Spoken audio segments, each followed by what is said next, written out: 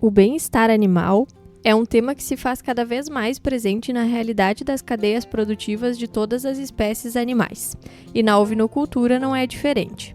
Conduzir a criação de animais baseado nas práticas do bem-estar animal, além de ser uma questão ética, é também uma exigência dos consumidores. Esse é um tema de extrema importância e será abordado hoje no 29º episódio do Mais Ovinos Podcast. Vamos falar um pouco sobre as diretrizes do bem-estar animal, de quais são os nossos deveres como produtores e qual a importância disso para a nossa produção. Eu me chamo Vanessa e junto comigo nesse projeto está o Ney. Nós somos produtores rurais, ovinocultores e médicos veterinários, e o nosso objetivo é promover a ovinocultura através da informação e do conhecimento. Além desse podcast, vocês nos encontram no YouTube, Instagram e Facebook como Mais Ovinos. E o nosso e-mail para contato é maisovinos@gmail.com. Estamos sempre abertos a dúvidas, ideias, sugestões e troca de experiências. O feedback de vocês que nos ouvem e nos acompanham é muito importante para nós.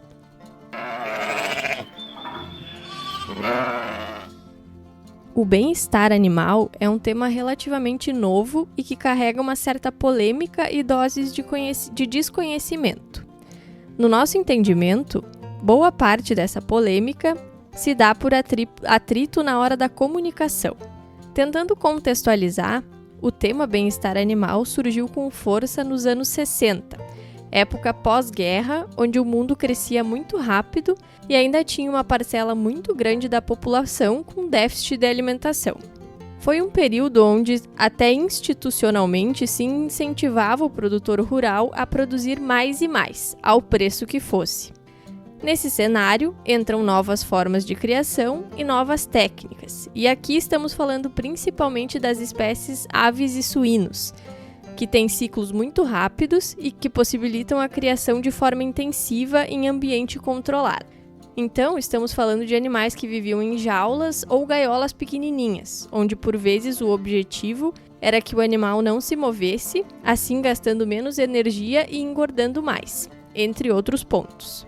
Essa é uma parte da história, que gerou todo um debate da sociedade, toda a necessidade de se rever conceitos básicos. Até aí, ok. Quando falamos em atrito na hora da comunicação, significa que, embora existissem de fato algumas criações que precisavam ser revistas e reorganizadas, essas representavam somente uma parcela dos produtores. Outros tantos produtores, e aqui eu incluiria os ovinocultores, em sua grande maioria sempre observaram as questões que envolvem o bem-estar animal, e nesses casos, pequenos ajustes significaram grandes avanços. O atrito surge quando pegamos maus exemplos e tentamos generalizar, como se todos descuidassem. Naturalmente, a parte que é acusada vai ficar acuada e revidar, evitando esse tema. E isso, no nosso entendimento, atrasou o assunto bem-estar animal a entrar e ser mais debatido nas propriedades. A grande maioria dos produtores também são produtores por gostar da espécie que criam. Todo produtor quer ver os seus animais bem, saudáveis, alimentados e em bom estado. Por isso eu comentei que a maioria já observa conceitos básicos. O que é necessário nesses casos são ajustes em pontos-chave. Outro ponto que gera debates é que está comprovado que o bem-estar animal se reflete em maior e melhor produtividade. Então, em muitos casos, parece que cuidar bem dos nossos animais, cuidando do bem-estar, seria só para termos maior produtividade, o que também não é verdade. Nós cuidamos e respeitamos nossos ovinos porque é o certo, porque é o que devemos fazer para com aqueles que tudo nos dão e ajudam no nosso sustento. Isso é um conceito ético, de respeito com os animais, sem humanizar, respeitando como espécie produtiva, mas que merece a atenção devida. E além de tudo isso, ainda ganhamos de brinde maior produtividade, animais mais saudáveis e mais eficientes. Durante o episódio nós vamos falar diversas vezes sobre essa melhora de eficiência, porque ela é nítida, mas sem nunca esquecer a questão ética de fazer o que é certo. Bom, então vamos lá. O bem-estar animal é uma ciência muito estudada e pesquisada. E apesar de já haver muitos trabalhos sobre o tema, estão sempre surgindo novas pesquisas que mantêm o assunto atualizado.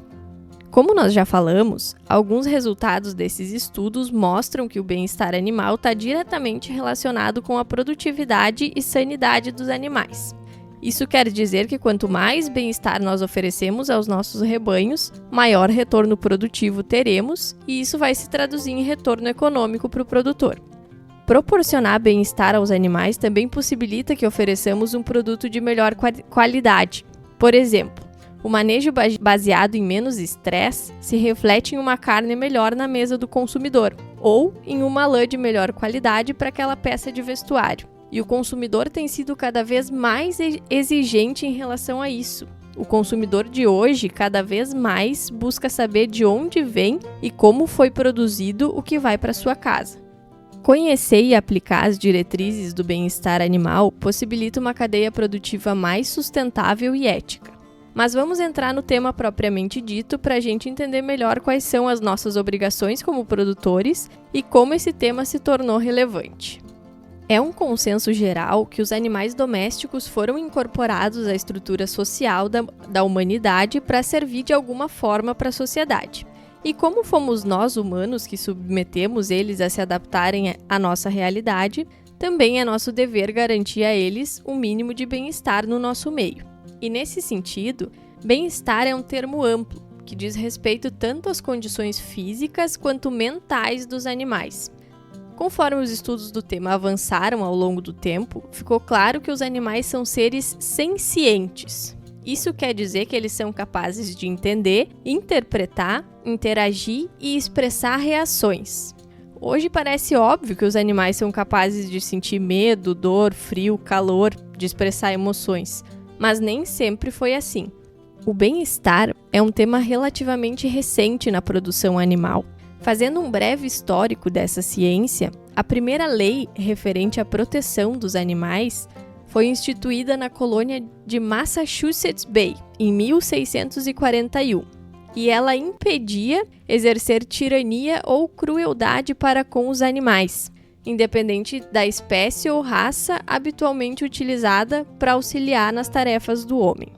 Mas foi só em 1964 que a sociedade passou a prestar mais atenção nesse tema e exigir modificações em todo o sistema de produção animal. Essa virada de chave foi motivada pela publicação do livro Animal Machines, da autora Ruth Harrison, que trouxe à tona a realidade de desrespeito e maus tratos que os animais sofriam durante o processo de intensificação industrial na Grã-Bretanha. Esse livro e a comoção que ele causou deu origem ao Comitê Bramble, que lançou as primeiras diretrizes referentes ao bem-estar animal. E aí, o conceito mais antigo que nós temos de bem-estar animal defende que nós devemos garantir aos nossos animais 5 liberdades, que são: os animais precisam estar livre de dor, injúria e doenças, livre de desconfortos, livre de fome e sede, livre de medo e estresse e livre para expressar o seu comportamento. Mas esse conceito de liberdade, de um animal livre de dor, livre de estresse, livre de medo, nem sempre é sustentável. A dor, por exemplo, às vezes é fisiológica, nem sempre vai ser possível manter o animal sem dor alguma. Então o termo livre podia acabar dificultando um pouco a interpretação. E aí, os estudiosos do tema resolveram reformular esses conceitos e passaram a tratá-los como domínios. E a forma mais atual que nós temos para falar sobre o bem-estar animal é tratando sobre os 5 domínios que são: o domínio da nutrição, o domínio da saúde, o domínio do ambiente, o domínio do comportamento e o domínio do estado mental. Os termos mudaram para facilitar o entendimento e não causar dúvidas, mas os assuntos ainda são os mesmos. E agora, nós vamos falar sobre esses 5 domínios e o que cada um deles significa. O primeiro domínio é o da nutrição, e ele se refere ao nosso dever de garantir aos animais disponibilidade de alimento e de água de qualidade e em quantidade suficiente para a necessidade diária dos animais. Esses pontos podem ser um pouco difíceis de mensurar, porque eles são subjetivos. Os animais não conseguem nos dizer que não comeram o suficiente ou que estão com sede, por exemplo. Então isso depende da nossa interpretação, mas nós temos alguns indicadores que podem nos auxiliar a observar se estamos agindo da forma correta sobre esses 2 pontos. Um deles é o score de condição corporal. Avaliar o score de condição corporal dos animais nos ajuda a mensurar se a oferta de alimento está adequada para o momento em que o animal se encontra. É importante saber o que é considerado um ECC ideal para cada fase da vida dos animais. Por exemplo, ovelhas recém-paridas em fase de amamentação tendem a apresentar um score de condição corporal mais baixo, que é considerado fisiológico para esse momento da vida delas. Porque amamentar o cordeiro e manter as suas próprias atividades fisiológicas exige bastante do organismo. Não é o mesmo cenário de uma ovelha que não está com o cordeiro ao pé. Essa só precisa manter as suas funções corporais, o que é uma exigência bem menor para o organismo. Então, nesse caso, a gente já considera ideal um score um pouco maior. Nós já temos um podcast falando só sobre score de condição corporal. É só procurar nos episódios que estão disponíveis aí para vocês. Também é importante avaliar o rebanho como um todo, avaliar a condição nutricional dos animais no geral, porque a gente sempre vai ter animais mais gordos e mais magros. Essa variação individual ela é natural. O que nós precisamos considerar é quando grande parte do rebanho está com o score baixo, por exemplo. Aí sim nós temos um indicativo de que o alimento que estamos oferecendo não está sendo suficiente. E o contrário também é verdadeiro. É óbvio que é lindo ver os animais bem gordos no campo, mas o excesso de gordura também não é ideal, não é saudável para os animais. Animais gordos demais têm dificuldade de se movimentar, podem ter dificuldade no momento do parto. E além disso, quando alimentamos os animais além do que é necessário, nós também estamos usando mal os nossos recursos. O excesso de alimento pode aumentar os custos de produção e reduzir a viabilidade econômica da atividade. Então lembrem sempre, os extremos nunca são interessantes, nem o muito magro, nem o muito gordo. Quando acontecem alterações no score de condição corporal individual, em poucos animais, isso indica que há algum problema com esse animal em específico. Aí a gente precisa avaliar de forma individual para descobrir o problema, que pode não ser só nutricional. Lembrando, a avaliação do score de condição corporal nos ovinos é feita através da palpação, principalmente em animais lanados. A lã atrapalha a visualização e por isso é fundamental a gente usar as mãos. O score de condição corporal é uma avaliação subjetiva, mas tem boa confiança quando é realizado da forma correta. E aí, partindo para o outro ponto dentro do domínio da nutrição, que é a disponibilidade de água limpa. É fundamental que todos os locais onde os animais são mantidos tenham água limpa disponível, de fácil acesso e em quantidade suficiente para a exigência dos animais. Existem vários tipos de fonte de água. Nós podemos usar bebedouros de concreto, de plástico, de metal, ou então as fontes naturais como açude, barragem, rio. Todas essas fontes de água são válidas, mas é importante que essa fonte seja de fácil acesso e na altura adequada para os ovinos. A gente sabe que muitas propriedades criam ovinos e bovinos em consórcio, e muitas vezes as estruturas são pensadas para bovinos. Nesse caso, um bebedouro muito alto, por exemplo, pode dificultar o acesso dos ovinos, mesmo tendo água disponível e à vontade. Outra questão que devemos nos atentar nesse caso é a limpeza, tanto dos bebedouros quanto dos coxos de alimentação e suplementação. Os bebedouros e coxos precisam ser limpos regularmente. O segundo domínio é o da saúde, e ele se refere ao nosso dever de manter os animais sem doenças e ferimentos. Quando se trata de avaliar a saúde, manter os animais saudáveis, nós precisamos avaliar cada animal como um todo e garantir que eles estejam sem ferimentos, sem dificuldade de se locomover, sem corrimento pelo nariz ou pelos olhos, com as mucosas bem coradas, sem dificuldade de respiração, por exemplo. Nesse caso, não quer dizer que sempre vamos conseguir impedir que os animais se machuquem, tenham alguma bicheira ou algum problema de casco. Esses problemas acontecem, eles são naturais da vida dos animais. Mas sempre que algo assim for identificado, é nosso dever garantir o tratamento adequado para os animais afetados e, além disso, fazer o que está ao nosso alcance para prevenir o que for possível prevenir. Essa é a nossa obrigação como produtores. É sempre bom lembrar que cada propriedade vai ter os seus desafios relacionados à saúde dos animais, de acordo com a sua forma de criação, a sua região. Então é fundamental que cada propriedade avalie os seus desafios e monte o seu calendário de manejo e prevenção, de acordo com a sua realidade. Esse calendário deve incluir as vacinações preventivas para doenças que acontecem na propriedade, as vermifugações estratégicas de acordo com os seus manejos, revisões periódicas do rebanho para poder identificar os problemas e tratá-los. Tudo isso para que a gente consiga visualizar, planejar e agir de forma preventiva sempre que for possível. Partindo para o próximo ponto, o terceiro domínio é o do ambiente. Existem diferentes formas de criação e cada uma delas expõe os animais a diferentes situações e desafios referentes ao ambiente. O nosso papel é garantir que o ambiente que nós podemos oferecer para os nossos animais, seja ele o campo aberto ou um galpão, seja o mais confortável possível dentro das condições que nós temos. Os principais pontos que nós precisamos prestar atenção no domínio do ambiente são o conforto térmico dos animais e as estruturas e instalações adequadas. Vamos dar alguns exemplos do que isso quer dizer. Quando falamos em conforto térmico, significa que devemos proporcionar aos animais alternativas para eles manterem a sua temperatura corporal adequada, mesmo nos climas extremos.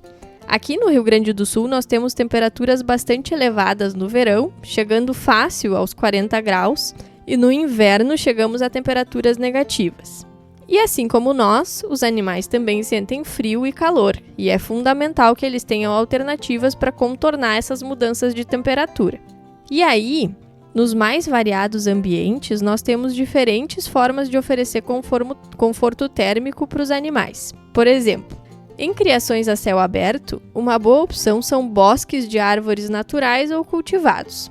Aqui na nossa região, os capões de eucalipto são muito comuns. E em cada potreiro se planta um quadrado de eucaliptos para oferecer abrigo aos animais, tanto do sol quanto do vento e da chuva. Não tendo essa possibilidade de plantar ou enquanto as árvores ainda estão crescendo, dá para usar outras alternativas. Tem gente que faz abrigo com lona, com sombrite, com zinco, com qualquer material que tenha disponível na propriedade. O importante é dar esse suporte para os animais para que eles tenham opções de se defender das oscilações climáticas. Um exemplo muito comum e que é um momento fundamental para a nossa criação é a aparição. Aqui na nossa região, normalmente, a aparição das ovelhas acontece no inverno, e a gente sabe que uma boa parte das mortes que acontecem no momento da aparição são por hipotermia. Os cordeiros morrem de frio. Então, oferecer abrigo para as ovelhas, para elas terem a possibilidade de defender o cordeiro nesse momento, escolher um lugar abrigado para parir, pode ter um impacto bastante positivo na nossa produção. Pode ser a diferença para a gente desmamar mais ou menos cordeiros. E pode ser coisa simples, gente. Árvores, lonas, brasilite. Se tiver um galpão, melhor ainda. Mas o mais simples pode fazer uma diferença bem grande. Em casos de animais criados em galpão, talvez chuva e frio não sejam os maiores problemas, mas nós ainda precisamos nos atentar ao calor. Em temperaturas muito altas, é importante avaliar o conforto dos animais dentro do galpão. O plantio de árvores no entorno do galpão pode contribuir com sombra para deixar a temperatura interna mais amena no verão.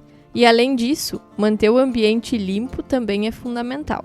O outro ponto dentro do domínio do ambiente são as estruturas e instalações adequadas. E nesse caso, nós precisamos dar atenção para os locais onde os nossos animais são manejados.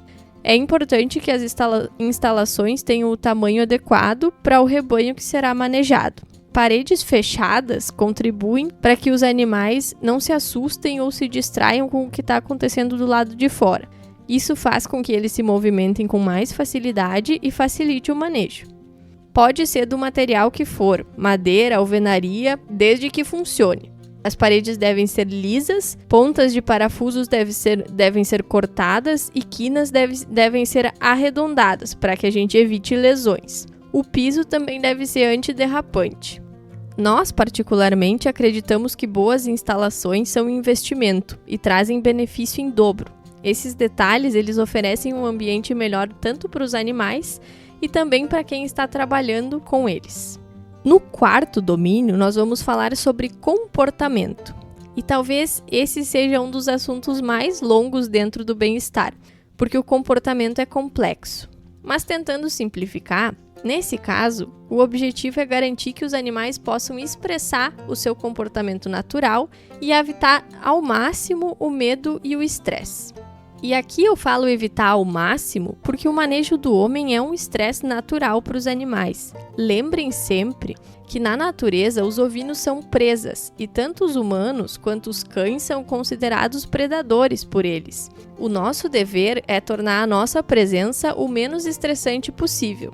E aí tem uma série de condutas que nós podemos adotar para que os manejos sejam menos traumáticos. Então vamos falar um pouco sobre isso. Um primeiro ponto que devemos ter em mente é que os ovinos são animais gregários por natureza. Isso quer dizer que eles vivem em bando, e é assim que eles se sentem seguros e confortáveis. Se vocês prestarem atenção aí no manejo de vocês, sempre que nós tentamos conduzir ou manter um animal sozinho, é muito mais difícil. Eles sempre tentam voltar para junto do rebanho.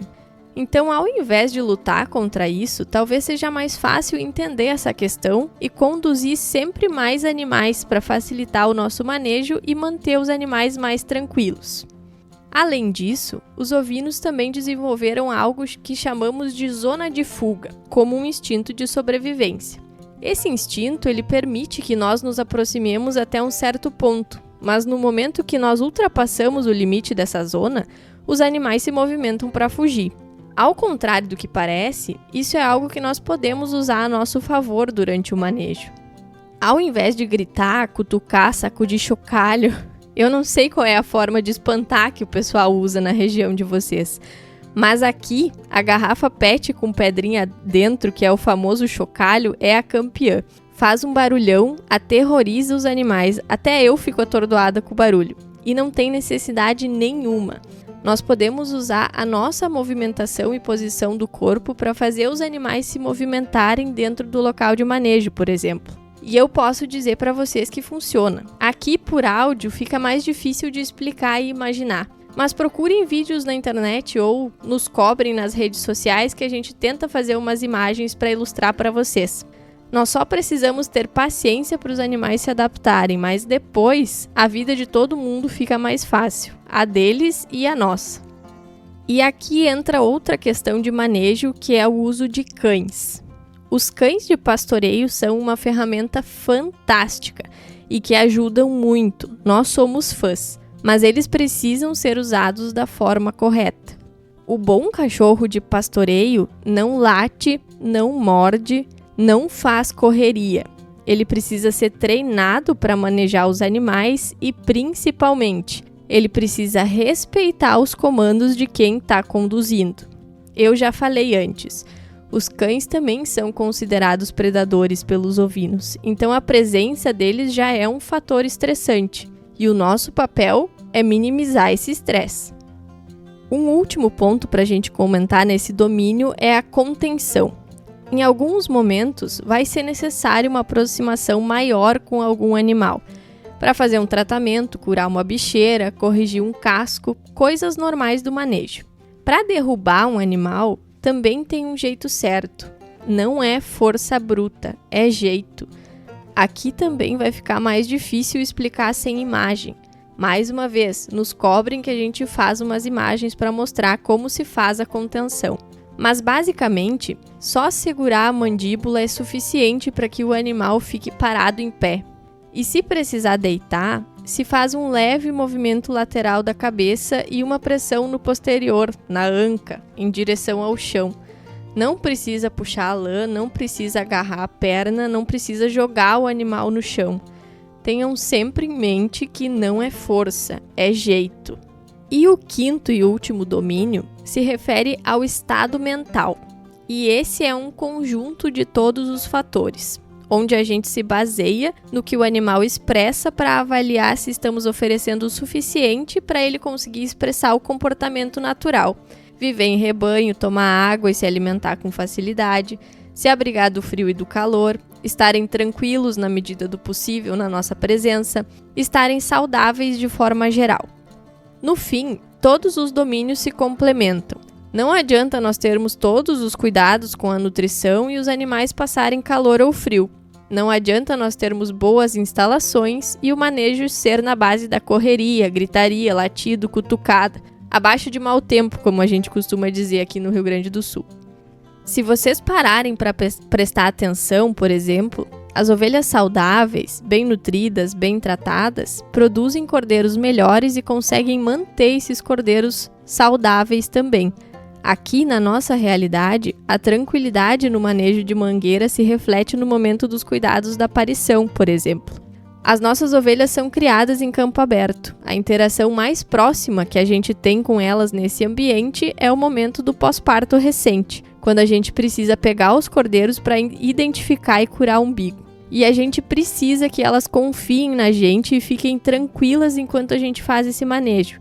Senão dificulta muito. E o nosso manejo de mangueira, que é tranquilo, contribui muito para que elas tenham essa confiança. E esse é só um exemplo que eu trago para vocês, que para nós é muito nítido. Partindo para o final desse episódio, eu gostaria de reforçar o que eu falei lá no início. A gente já observa mudanças significativas em relação ao bem-estar animal em muitas propriedades, e isso é fantástico. Mas nós sabemos que ainda existem muitos lugares que consideram esse tema uma bobagem, que acreditam que bicho é bicho e que a gente pode tratar de qualquer forma. Mas pensem comigo, nós falamos que os resultados dos estudos mostram que o bem-estar animal se reflete em maior produtividade. Animais saudáveis e bem tratados são mais produtivos e originam produtos de melhor qualidade, não tem argumento contra isso. E além disso, o bem-estar animal passou a ser uma exigência dos consumidores, e isso vai estar cada vez mais na nossa realidade. O consumidor quer saber onde e como os animais que dão origem aos produtos que ele consome são criados. Quem não se atentar a essas mudanças vai ficar cada vez mais para trás na cadeia produtiva e vai acabar caindo fora do sistema de produção. Tenham isso em mente e se adaptem às mudanças que a cadeia exige. Por hoje, nós ficamos por aqui e nos encontramos no próximo episódio para falar sobre gestão e controle financeiro. Seguimos juntos por mais ovinos.